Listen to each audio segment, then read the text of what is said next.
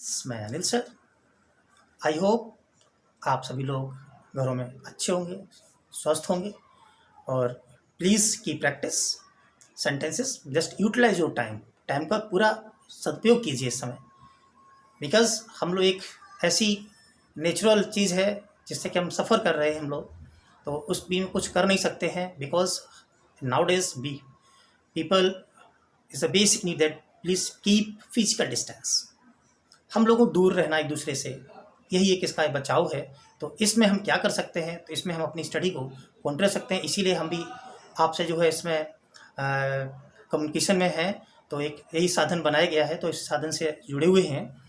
तो इसी वे में हम लास्ट वीडियो में जैसे प्रेजेंट इंडेफिनिट डिक्टेट किया था, आज हम एक्सप्लेन करेंगे प्रेजेंट कॉन्टिन्यूअस टेंस। तो आते हैं टॉपिक पर, प्रेजेंट कॉन्टिन्यूअस टेंस। तो जैसे प्रेजेंट कॉन्टिन्यूअस की बात करते हैं तो हम जानते हैं कि ऐसी घटनाएं जो प्रेजेंट में जैसे रनिंग कहें हम या रेगुलर हो रही हैं। जैसे मैं अभी खड़ा हूँ, मैं अभी पढ़ा रहा हूँ, आप पढ़ाई कर रहे हैं, पिताजी अखबार पढ़ रहे हैं। तो प्रेजेंट में जो काम करेंटली जो इवेंट्स हैं, घटनाएं वो चल रही हैं, हम उनको काउंट करते हैं प्रेजेंट कॉन्टिन्यूअस टेंस में।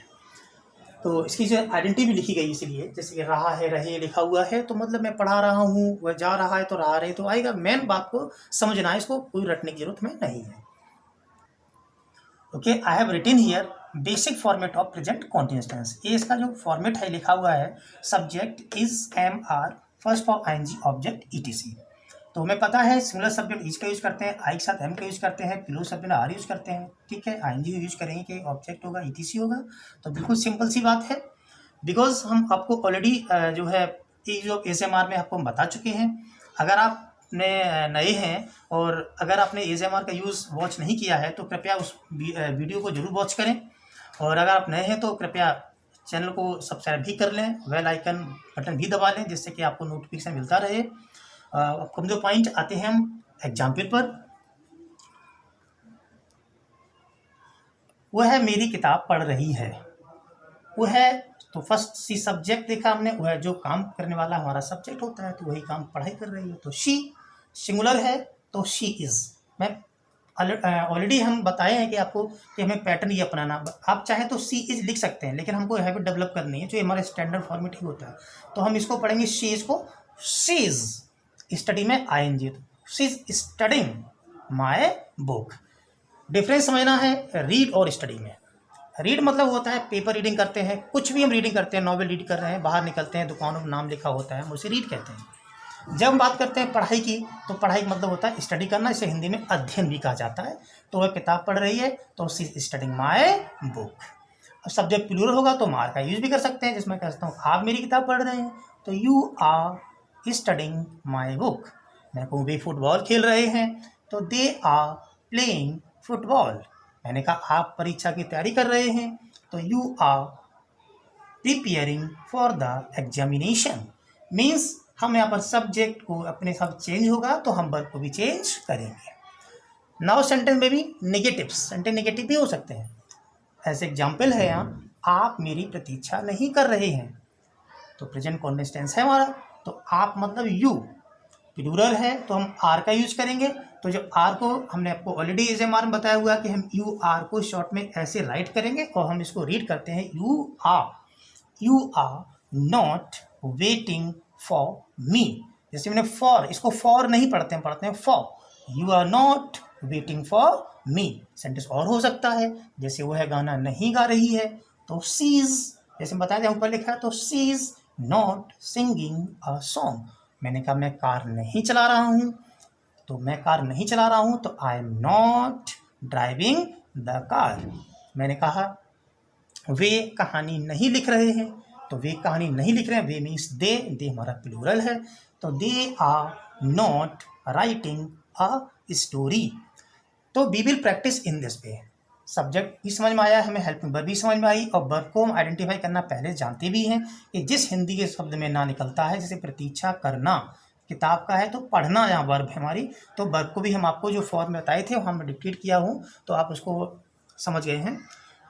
अब हम बात करते हैं इंट्रोगेटिव सेंटेंस की। तो basic format of already I have written here interrogative sentence is are am not subject first ING object ETC. वही बात है कि जब हम सेंटेंस देखेंगे तो सबसे पहले सब्जेक्ट देखेंगे, अकॉर्डिंग टू सब्जेक्ट हम एज एम आर का यूज़ कर लेंगे, हम जानते हैं। नॉट, वही चीज़ हमने चेंज किया है कि स्पोकन में क्या होता है कि हम नॉट को सब्जेक्ट से पहले यूज़ करते हैं, बट ग्रामर में हम बाद में यूज़ करते हैं। मान लीजिए आप स्टूडेंट हैं और अगर आप ग्रामर का जो पोर्शन कभी आता है, कंपटीशन की तैयारी भी कर रहे हैं, तो ये हमको याद रखना है कि कंपटीशन में नॉट बाद में फॉलो करेगा, बिकॉज वो ग्रामर है। हम जो पढ़ा रहे हैं दैट इज़ अ लैंग्वेज है, इसलिए हम स्पोकन में ईजी बनाने के लिए, फ्लुएंसी बनाने के लिए ऐसे ही बोला जाता है। और हर जगह प्रोफेशनल स्किल में आप जहाँ भी होंगे आपको ऐसे ही बोलना है। तो नॉट होगा subject, ING, object, ETC. As I have written here example, क्या आप आतंकवाद पर निबंध लिख रहे हैं? तो मीन्स आप सब्जेक्ट है, दैट इज अ आप मतलब यू, तो यू इज प्लूरल, तो प्लूरल है तो हम आर यूज करेंगे, आर। नहीं, सेंटेंस में नहीं है तो हम नॉट को अवॉइड करेंगे। हम पहुंचते हैं सब्जेक्ट, देखा हमने आप, तो आ यू, इसको आर नहीं रीड करते हैं, आ यू। लिखना वर्ब है, जो लिखना ना निकल रहा, लिखना हमारी वर्ब हो गई, तो राइट में आईएनजी। तो आर यू राइटिंग एन ऐसे, एन यूज किया है बिकॉज ऐसे हमारा बॉबल से शुरू हो रहा है, इसलिए एन का यूज किया है। तो आर यू राइटिंग एन ऐसे ऑन टेररिज्म, क्योंकि टेरर माने आतंक होता है, दैट इज वर्ड हमारा वही टेरर से ही फॉर्म हुआ है, तो कोई टेररिज्म ना रीड करें, हम इसको रीड करेंगे टेररिज्म। सेंटेंस और भी हो सकते हैं अभी यहाँ पर। क्या आप कहानी नहीं लिख रहे हैं? तो क्या आप कहानी नहीं लिख रहे हैं तो नहीं आएगा, तो प्लूरल है, तो aren't you writing a story. क्या आप अंग्रेजी में भाषण दे रहे हैं? तो are you delivering the speech in English. Subject में भी सिंगुलर हो सकता है, क्या वह पार्क में नहीं टहल रही है? तो इज सिंगुलर है, तो isn't she walking in the park. Subject में भी मैं से हो सकता है, क्या मैं आपकी बात नहीं सुन रहा हूँ? तो amn't I listening to you. Further example एक और है, क्या वह आपकी बात नहीं सुन रही है?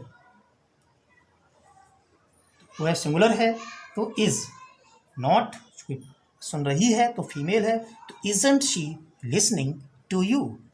मीन्स हम अकॉर्डिंग टू सब्जेक्ट वर्ब को चेंज करेंगे। Now we discuss about present continuous में क्वेश्चन वर्ड सेंटेंसेस, जो हम पढ़े हुए हैं क्यों, कहाँ, कब वाले। क्यों, कब, कहाँ सेंटेंस आते हैं। जैसे एग्जाम्पल लिखा है, आप उसे क्यों नहीं समझा रहे हैं?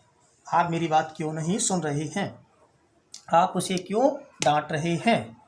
तो जब ऐसे सेंटेंसेस होंगे तो हम आप देखते हैं आप उसे क्यों समझा रहे हैं, तो क्यों मीन्स क्वेश्चन वर्ड है, सबसे पहले हम क्वेश्चन वर्ड को ही राइट करेंगे क्यों से। Then we see subject, subject हमने देखा यहाँ पर आप मीन्स यू, प्लूरल है तो हम यूज करेंगे आर। साथ में नहीं भी है सेंटेंस में तो इंक्लूड करेंगे वाई आंट यू, बिकॉज हम आपको इजंट आंट एमंट यूज ऑफ एजमार में बताए हुए हैं, तो वही चीज़ें फॉलो हो रही है।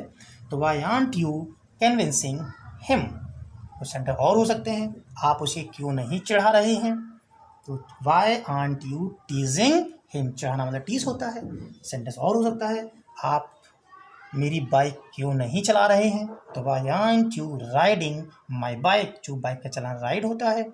सेंटेंस और भी हो सकते हैं, आप कहाँ जा रहे हैं? तो वेयर आर यू गोइंग, आप क्या कर रहे हैं? क्या मीन्स वॉट, वॉट सब्जेक्ट हमारा प्लूरल है, तो वॉट आर यू डूइंग। तो जो सेंटेंस को हम रटे हुए थे वो सेंटेंस आज आप डायरेक्टली ट्रांसलेट कर सकते हैं और कोई भी सेंटेंस आप राइट कर सकते हैं। अब यहाँ पर कोई चीज़ आपको रटना बिल्कुल नहीं है। अब जैसे कि हम आपको पहले भी बताएं कि हु जो हमारा होता है वो singular subject. Already I have emphasized, बहुत एम्फेसाइज किया हूँ मैं कि हु का use as a singular subject ही होगा, कंप्लीट ग्रामर में होगा। जैसे कि अर्ली वीडियो प्रोजेक्ट इंडेफिनिट में भी बताया हूँ मैं आपको, और इसमें भी यही चीज़ बता रहा हूँ। तो सेंटेंस हुआ कि आपको अंग्रेजी कौन पढ़ा रहा है, तो कौन मीन्स हु। तो हु का यूज जब भी कभी होगा तो हमेशा सिंपल सेंटेंस होगा, मीन्स वही हम पहुंच जाएंगे जो सब्जेक्ट इज एम आर वाली रूल में पहुंचेंगे। तो हु के बाद में हमारा सब्जेक्ट सिंगुलर आएगा, तो हु इज। फिर वर्ब होती है हमारी पढ़ाना, काम हो रहा है तो पढ़ाना आया, तो हु इज टीचिंग, किसको पढ़ा रहे हैं? आपको, you English, who is teaching you English. मे भी सेंटेंस और डिफरेंट होंगे, मुझे कौन डांट रहा है? तो who is scolding me. Sentence हो सकता है आपकी कार कौन चला रहा है? Who is driving you car. मैं कहूँ कि यहाँ पर शोर कौन मचा रहा है? Who is making a noise.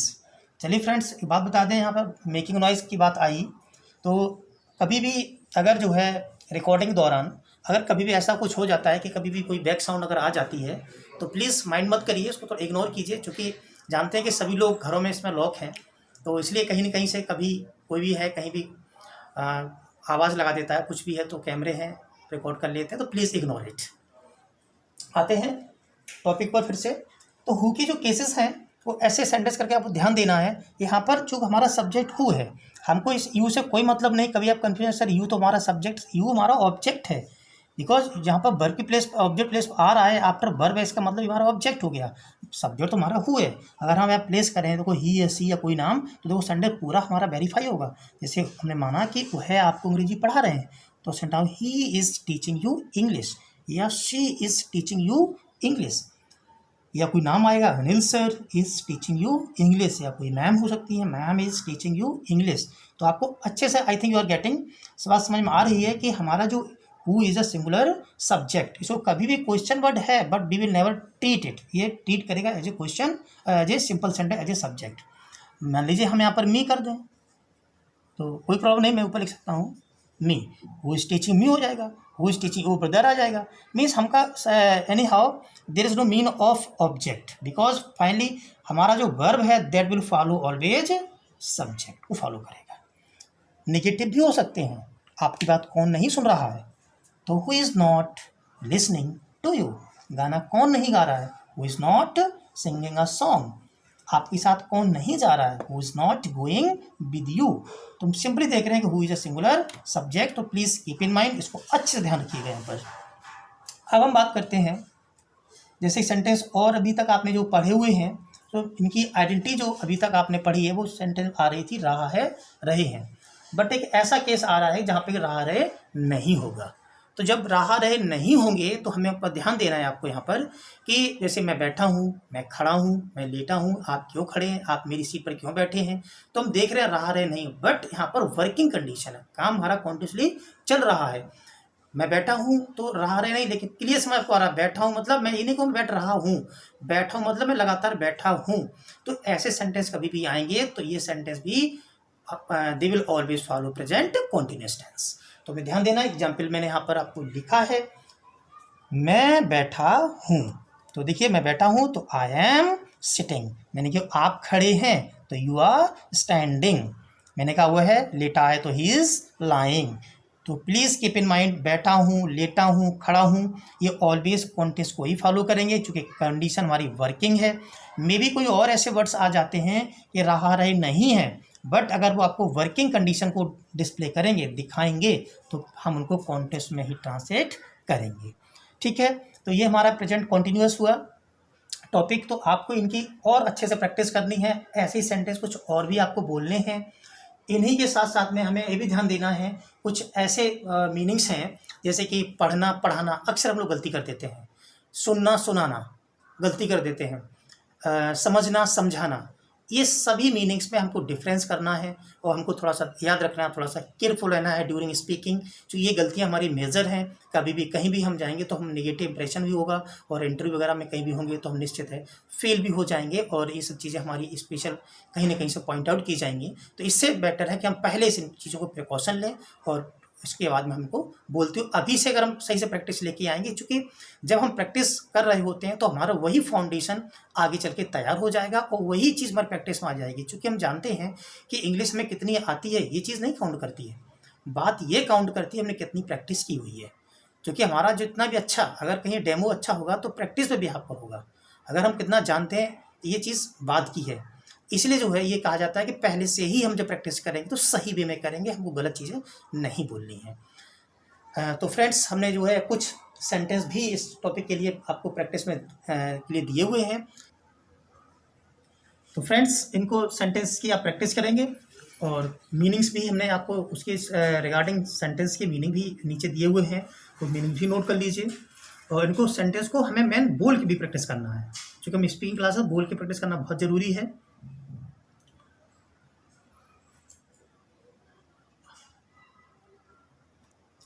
हाँ फ्रेंड्स, आज मैं आपको एक और होमवर्क देना चाहूँगा।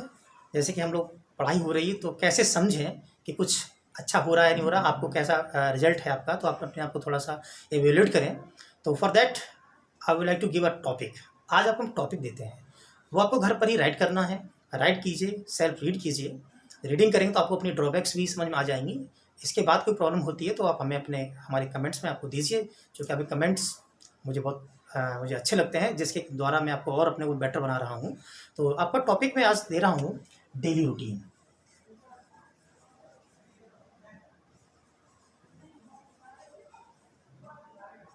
मीन्स आपको अपना डेली रूटीन आज राइट करना है।